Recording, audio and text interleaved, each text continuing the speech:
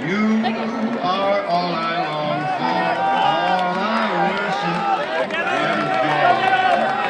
In the world, please be true.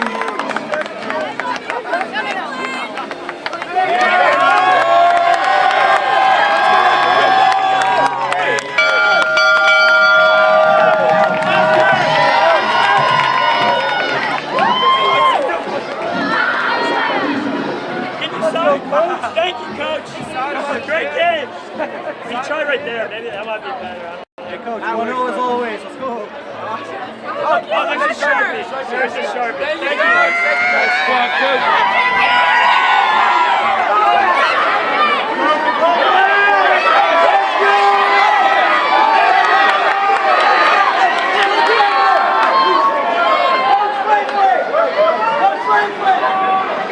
Appreciate you guys. It felt amazing to be back at home in front of 107. It's crazy. And, they packed the stadium for a noon game, and I love to see it. Since that last high school game you played in Hershey, does it feel like time's gone fast? Does that feel like a decade ago? What's it been like for you? It does feel like a decade ago, but I still think about it all the time. Like I always get messages about it, and I see like stories coming up, like memories coming up from the game. Sure. It's nice to look back on, and it was a great time. What kind of response have you gotten from people back home these last couple of weeks? I got a lot of text messages, especially from my coaches and Yeah. a lot of my friends from home blowing up my phone, and I love the sport. Thanks, Tom. Good luck. Thank you. Tom, after 2 weeks, what's the biggest strength of this defense? We all play together. We all hold each other accountable, and we worked well together pretty much. How about all the free flickers today? You might have already been asked about that. Were you surprised by that? And kind of, how did you adjust to that? We weren't really surprised by that. We knew they were going to do a lot of trick plays and try to keep us disciplined and gap integrity, and they were just making sure we were on our P's and Q's. Tom, have you had any opportunities to tackle A couple times during camp, and I think once. I think it was full tackle, and I don't know if I made a tackle or not. I think it was like a gang tackle pretty much. But he runs the ball hard. I like it. Yeah, what are the challenges? He hits the ball hard, hits the hole hard. That's that PA running back in him, and I love to see that coming out here at Penn State. Tom, after that duel, what happened last week? How do you see him respond in this game week? And then once he got his opportunity, how did he take advantage today? He took good advantage of that really well. He's a great player. I love playing with him. He knows what he's doing. He knows the playbook well, and he studies film a lot. Did you see him kind of break out of that? Or did it linger with him a little bit coming out of that game? Could you see he was frustrated about how the ejection turned out? Well, first play of defense, your freshman year, that's going to hurt. He was hurt at first, but he was very supportive on the sideline afterwards, keeping us up, making sure we're keeping our heads on our shoulders and playing hard. What did a day like today do for the locker room? Guys on both sides getting a lot of game action, making contributions. Just how does that help the overall vibe of the locker room? That next man up mentality, it gives everyone reps, makes everyone comfortable in game time, and it's going to be huge for us down the road. Sean talked about competition being the thing that will set this team apart for maybe the last couple of years. How much do you relate to that, and how do you see that developing on the defense? Competition is going to be very well. Everyone's fighting for a spot. Everyone's fighting to play, for playing time, even including me. Learning behind Sud, I love learning from Sud. He's a vet, and he's teaching me a lot right now. Two more for DeLuca. Home opener, you're getting time, you're out here talking with us in the media. When you look back at making the decision to come to Penn State, did you really think it would be accelerated this quickly where you'd be someone who's involved on the field? When I got the preferred walk-on to come to Penn State, I knew I had to jump on it. It was my dream school. I knew I just needed to make my name as soon as I got here, and hopefully doing that fast. Why is it your dream school? Grew up a Penn State fan. First whiteout was when 4 or 5 years old, and was in love since.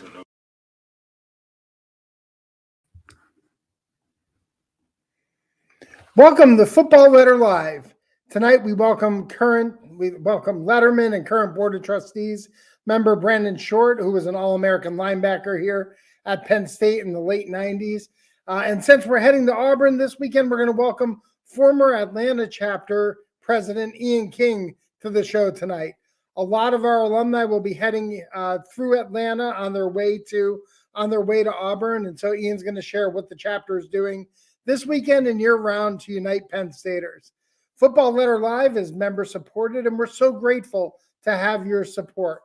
If you're a Penn Stater, you belong in the Alumni Association. And if you love Penn State, you're in the right place. This is Football Letter Live.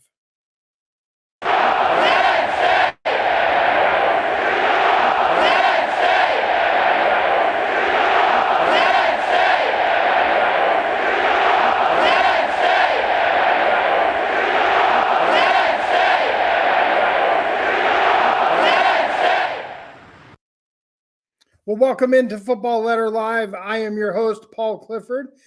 We have a great show lined up. Brandon Short is here. Ian King is here. We have a lot of information to get to with each of our guests. But before we do that, let's go ahead and welcome in my co-host, John Petishnock. John, how are you this evening? Paul, I am fired up. We are making our first ever trip to Auburn this weekend. We have iconic linebacker Brandon Short on tonight, All-American. We have a lot of fun things to get to with our guest tonight. Big weekend ahead. And so it's Wednesday. We're a day earlier. We're excited for the weekend. And so we kind of want to get it started a little bit early. But yeah, doing good and looking forward to the weekend and looking forward to the conversation tonight. Absolutely. Yes, a little adjustment in the schedule because of the pending trip down to Auburn. If you're joining us, go ahead and drop a comment in Facebook or on YouTube and let us know where you're watching from. We'd love to go ahead and give some shout outs. We'll put your name up on the screen and let us know what your predictions are for the upcoming game as we head down to the SEC to play the Tigers of Auburn. John, what are you most excited about on your trip headed down to Auburn?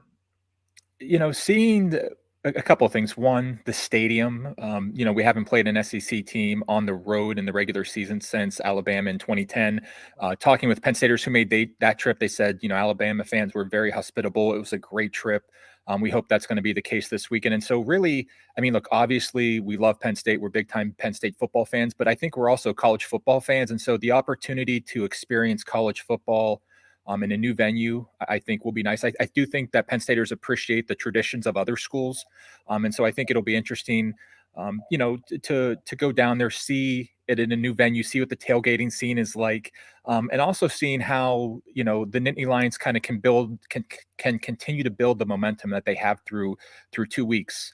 If you look at the way the schedule unfolds after this, you've got 2 straight home games that Penn State's probably going to be favored by double digits, and then you get a bye. And so it feels like this is one of those big games, even though we're still in the middle of September this weekend. And so, seeing how the Nittany Lions rise to that challenge, I think will be something we're all looking for.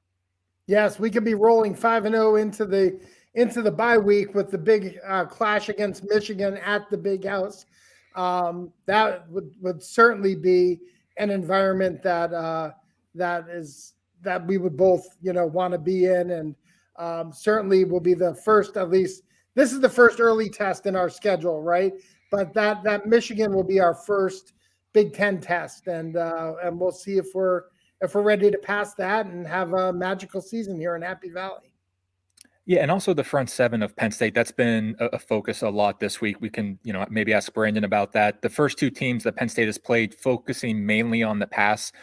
James Franklin has said that those haven't been great games for the D-line.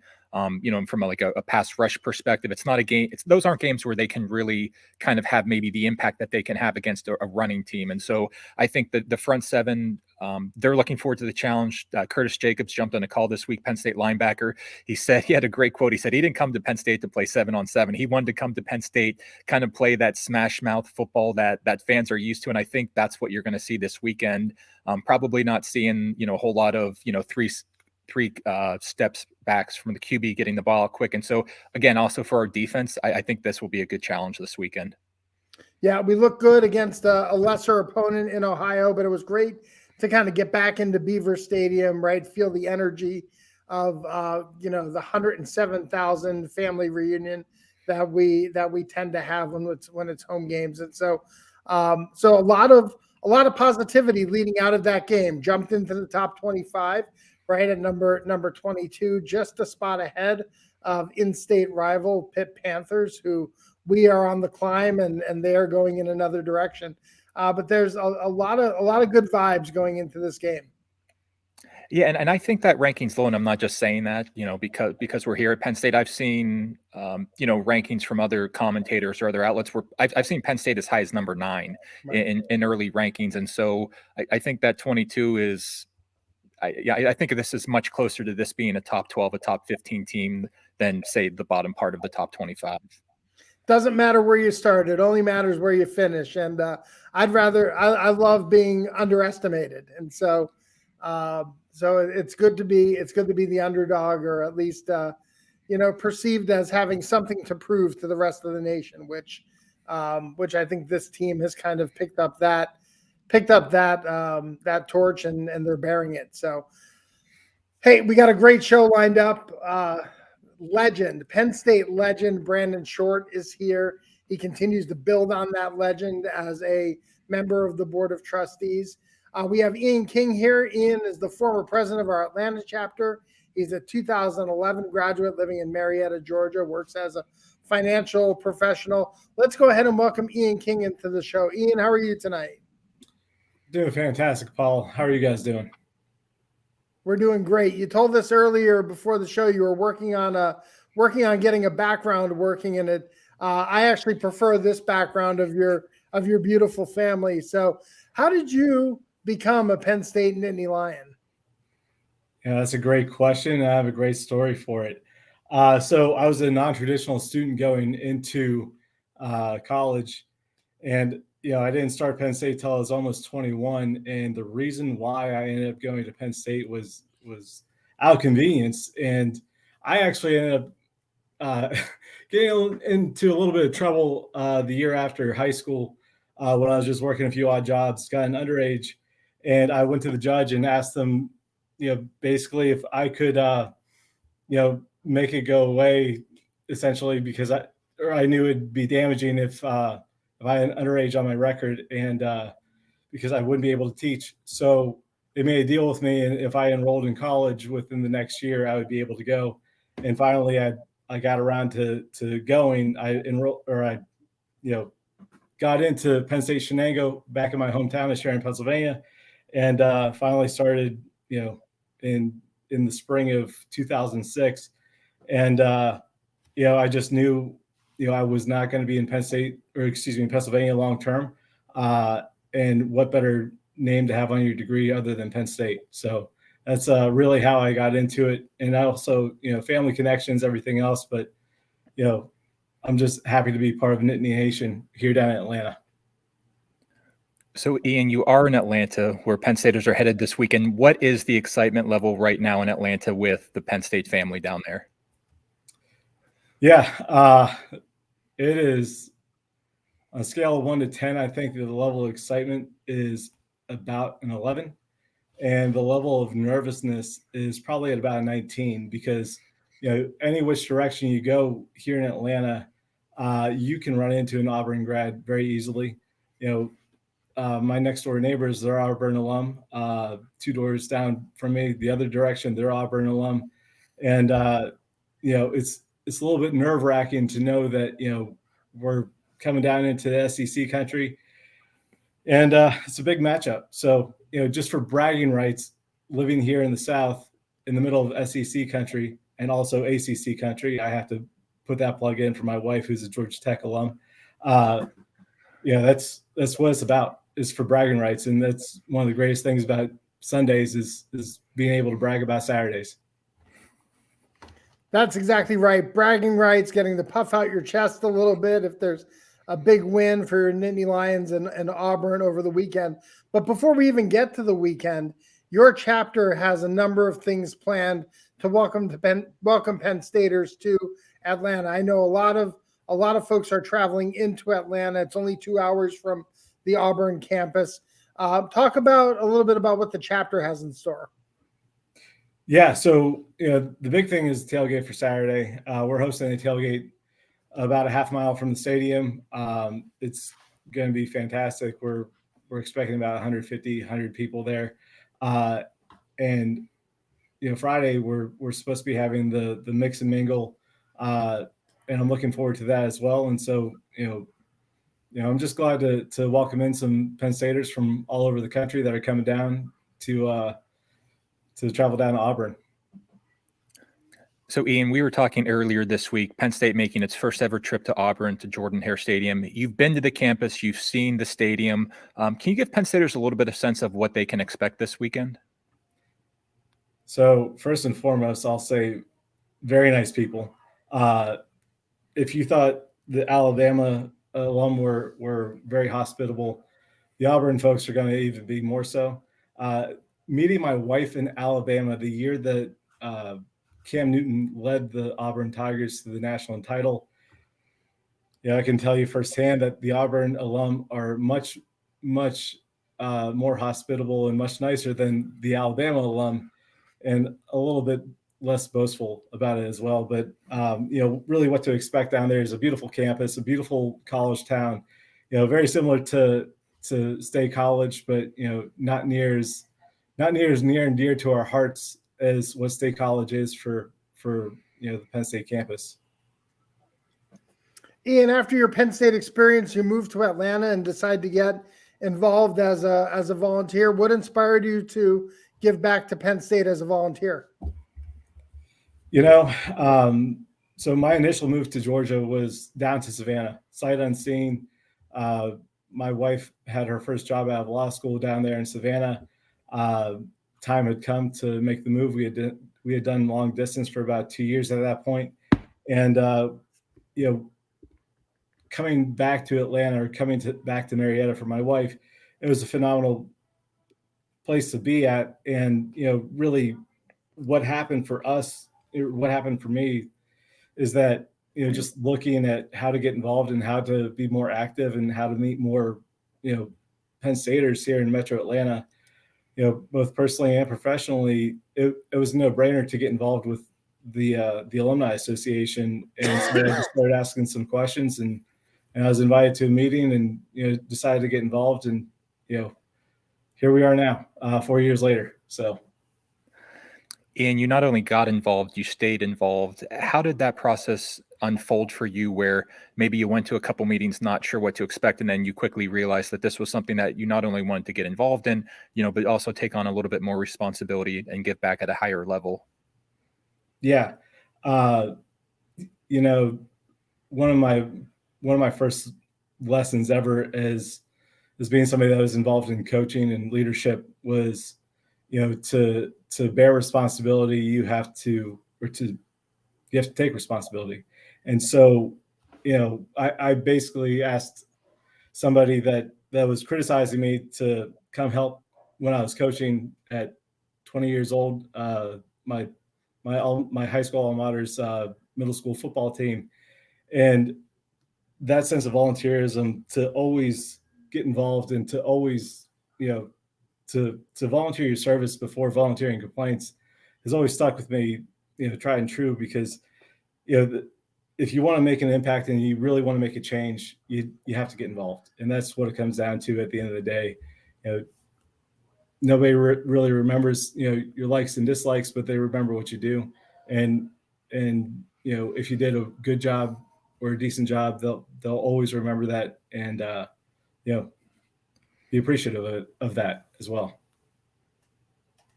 Ian, talk a little bit about what the Atlanta chapter is all about. I know you all partner with another group down there to host a big Thon event. I know there's networking events, there's football game watches. For people who aren't familiar with the Atlanta chapter, tell them what you're all about. So Metro Atlanta is home to over 5,000 Penn State alumni. Atlanta itself is one of the most, transient areas in the United States, just because of career paths. We have a lot of professionals that move into Atlanta that are Penn State alum, that are taking a promotion and taking a new role with a different company. We have a good amount of alumni that are also from here that, end up choosing Penn State as the school to go to because their parents were also alum. And so, the beautiful thing with the Penn State chapter or the Penn State Atlanta chapter is that, we all come together because we want to be around other Penn Staters. And it's been a phenomenal experience to meet so many other Penn Staters that you have so many different connections with, even though, a lot of Saturdays we cut for one common cause, but there's a lot of other things that deepen the common bond. Well, hey, Ian, we want to take the opportunity to thank you for your service to Penn State through the Atlanta chapter and the Alumni Association. Thanks for all you do, and we'll see you in a couple days. Sounds good. We are Penn State. Penn State. Thanks, Ian. Appreciate you. Thank you. John, we don't spend a lot of time with our volunteers on the show, but it's always good to catch up with them, get the opportunity to thank them for their service to Penn State and hear about kind of the unique ways that they extend the Penn State experience to our alumni wherever they live. Yeah, absolutely. They do so much work behind the scenes, so much work that goes unnoticed. And so, giving them the spotlight, the platform to talk about, their journey to Penn State and what they're doing year round. It's inspiring. And look, we talked with, in Atlanta, we could do any state, nearly any country in the world, and you're going to find the Penn State are making an impact. And so, always appreciative and fortunate to have our volunteers on the show each week. Viewers tuning in from Michigan, from Coraopolis, shout out to Amy Davis and Becky Longaro. Ty Cole is watching. I see Steve Swigert on in the chat. Bonnie Blackman, of course, becoming a regular here on Football Letter Live. Good to welcome all of you into now what is our third episode of the season already, John. But why don't we transition and go to Vincent Longaro and bring him in, make the call to the bullpen. And Vince, I know Vince is efforting to keep Brandon in the studio. But Vince, how are you tonight?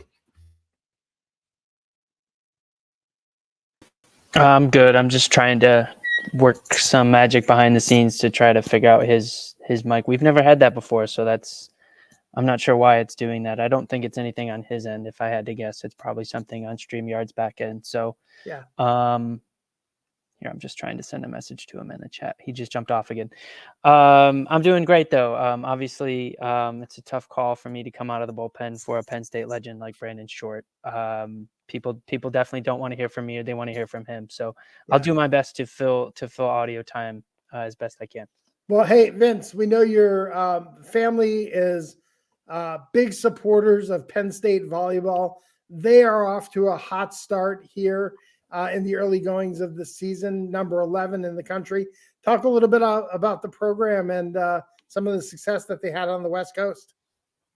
Yeah, they are having a great start to the season in life under Katie Schumacher-Colley. I think from just the outside perspective, they have definitely exceeded expectations in kind of what people thought, what the expectations were for them this season. A great weekend this past weekend, kind of their first big real tests against Stanford and Oregon, two perennial very good programs in the Pac-12. Stanford, as we know, is always good in women's volleyball, and they exceeded those. They passed those tests, and they were able to knock off Stanford in 5 sets Friday night this past week. And then Saturday evening, after obviously the football game wrapped up, they took down Oregon in 5 sets again, another thriller. So they're back home this weekend in Rec Hall. So hopefully they can keep the good vibes rolling there. Yeah, I apologize to volleyball fans out there. I know they were playing West Coast teams, but they actually played them in Minnesota as part of the Big Ten Pac-12 challenge. And so I apologize for kind of misstating that. Looks like Brandon is efforting. Brandon, can you hear us? Still not able to hear us. Frozen in time. All right. John, all right. You were also on a call. Brandon, are you there?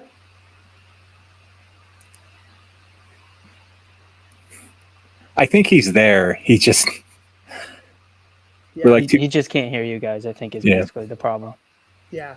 So I'm not sure what's going on with his audio. We apologize to our viewers. We hope to get to Brandon in just a minute. John, you had the chance to talk with Char Marek Curtis, the head coach of our field hockey team this week. They are also off to a hot start, nationally ranked. Talk a little bit about what's going on the field hockey team. Yeah, the field hockey team, I believe, moved up 2 spots. They were 8th, and now they're 6th. And so Char has a weekly media call was able to jump on that and kind of hear her talk about, the development of the team. They're in Michigan, I believe, this week, and they kind of, they're always one of the perennial contenders in the Big Ten. So it was great to hear her talk about that. The reason I jumped on the call was I wanted to get her insight about Laura Gebhardt, a recent graduate who returned to the team last year. This is her second season now with the team as an assistant coach. Lisa Bervinchak-Love, a longtime assistant coach on the field hockey team. Both Lisa and Laura played for Shar here at Penn State. And so I wanted to get a little bit of the alumni connection there. What is it about student athletes there that draw them back to the field hockey program? And so, she talked about, Laura's a recent graduate, can connect with the student athletes perhaps in a different way. And so, but they talked about, how it's a big family at field hockey. Field hockey program has their alumni weekend coming up in a little bit, and they've got people coming back. And so, certainly the field hockey renovations, they're coming along. But yeah, top 16, they deserve a lot of attention, deserve a lot of praise. And so obviously lucky to have Shar Moret-Curtis with Penn State for as long as we've had her. Absolutely. And I hear alumni games, and I just think of pulled hamstrings and a lot of injuries for alumni kind of coming out of retirement who haven't played in a while.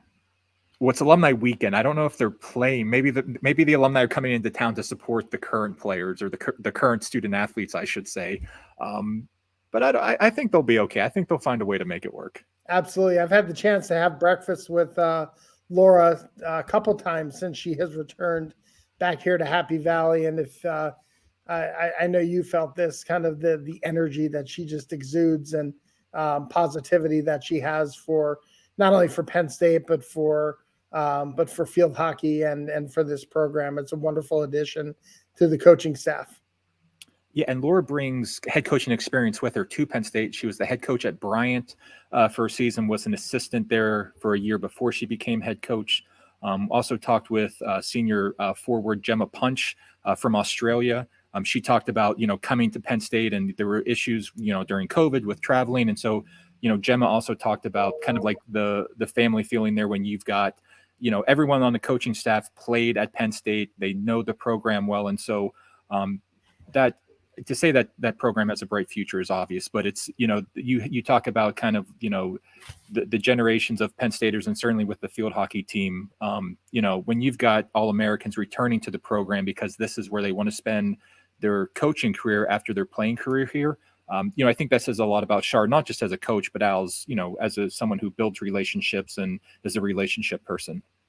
Thanks everyone for tuning in. Check out the Saturday edition of the Football Letter and then the Monday edition of the Football Letter that will include the game recap. Follow us on all of our social media, Football Letter blog. You can access that at thefootballletter.com. Again, the Football Letter blog at thefootballletter.com. Follow us on Twitter at PSUFBLetter. Thank you all for joining us and for all you do for the university, for the glory, and for the future. We are Penn State.